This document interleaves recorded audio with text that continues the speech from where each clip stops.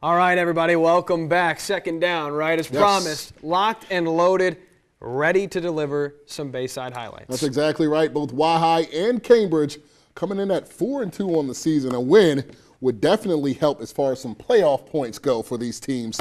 One of the oldest rivalries in the Bayside reviewed on tonight. Yeah, and it was a good game. Now, first drive for CSD, not a good one here. Jaquan Farrar sees pressure, rolls left. This is not a good play. Comes back right and flings one up.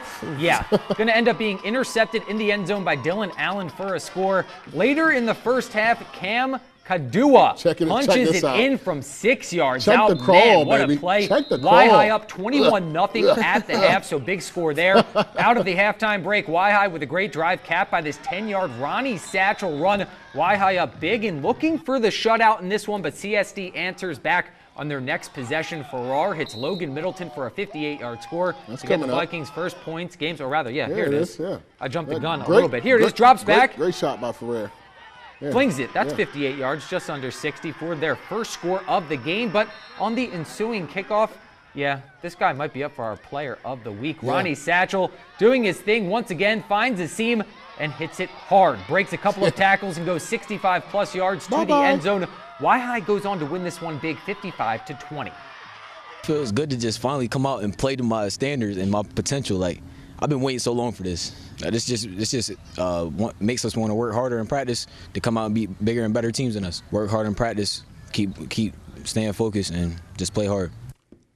All right, guys, am I right to say that whooping was a little unexpected? I would say so, because coming into in our standings, we had Y-High ranked at number 4 and Cambridge at number 5. If Cambridge is the 5th best team in the Bayside, Bayside's not really good, I would say. And Cambridge coming off that 76-0 win last week, so a lot of confidence for them, but maybe a little bit of humility now, too, coming back to life. Y-High, very determined team, lost a few close games this year, definitely tested, but they came out tonight and they put up a big win. I think power rankings coming out next week, we may see Y-High jump a little bit. Going to be very interesting. For more on what happened in Maryland this week, we hand it over to Jonah Rasuccio.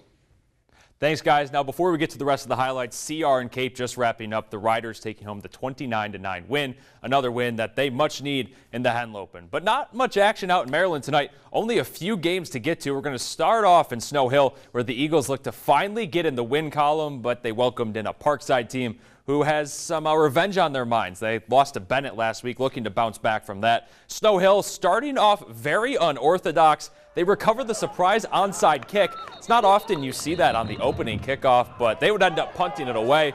But then the Eagles recover a fumble, so no points would result from that. But a great start for the Snow Hill defense. Parkside, though, their defense is on top of the conference for the reason. Mike Collins with the strip sack, and it's scooped and scored by Jabrante Mills to put the visiting Rams up a score. And then Devion White finds himself a hole, and he gets in to make it 14-0. Parkside doing their best to spoil Snow Hill's homecoming.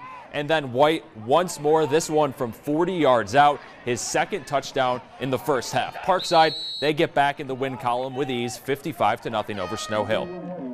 Now, as I said, there were supposed to be 2 other games tonight, but the weather that we've seen across Delmarva said otherwise. The remnants from Hurricane Michael, which caused extensive flooding in the area, have postponed Colonel Richardson and Nandua in Accomack County until tomorrow. Kickoff for that one is set for 1 p.m. in Arcadia at Washington. That'll be played, Monday Night Football, high school style, just after 7 p.m. Guys, you got some more scores? Yeah, that's right. Some other scores from tonight. North Carolina with a big 55-7 win over Kent County.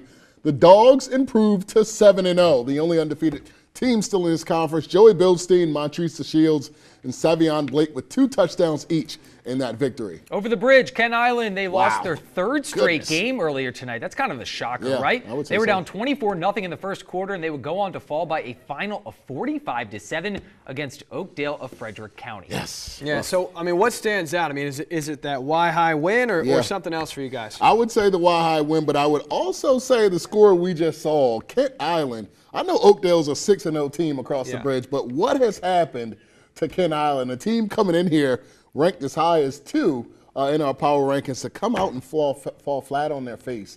They look pretty bad, man. Yeah, I think it's a bit of a surprise to a lot of us. They played Parkside, then they come right back across the bridge to County Stadium. They play Y-High, and now this loss again over the bridge. I think that bit of confidence is probably going, down, but yeah. the thing that stands out to me right now, 3 straight losses from Ken Island is not something that we're accustomed to seeing over the last few years. Doesn't take away, though, from some of these other Bayside teams like Y-High, big win, CSD, despite the loss, still playing well. So, Y-High, Ken Island, definitely 2 of the biggest shockers here so far. And North Carolina giving up 30 points in 7 games. That's Coach McCormick. Amazing. Never bet against him in my life. Never pretty crazy. Yes, I would say so. All right. Now, we're not done, so stick around to see our top 5 plays and our nominees. Got to mention this for Delmarva Sports Insider Play of the Week. That's coming up. And don't forget, we got some news to get to. Salisbury pumping out today. We highlight the fixes, the closures, and the damage left in the wake of Tropical Storm Michael. I'm Coach Brendan Riley, head football coach of the Parkside Rams, and we're watching the Delmarva Sports Insider on WMDT.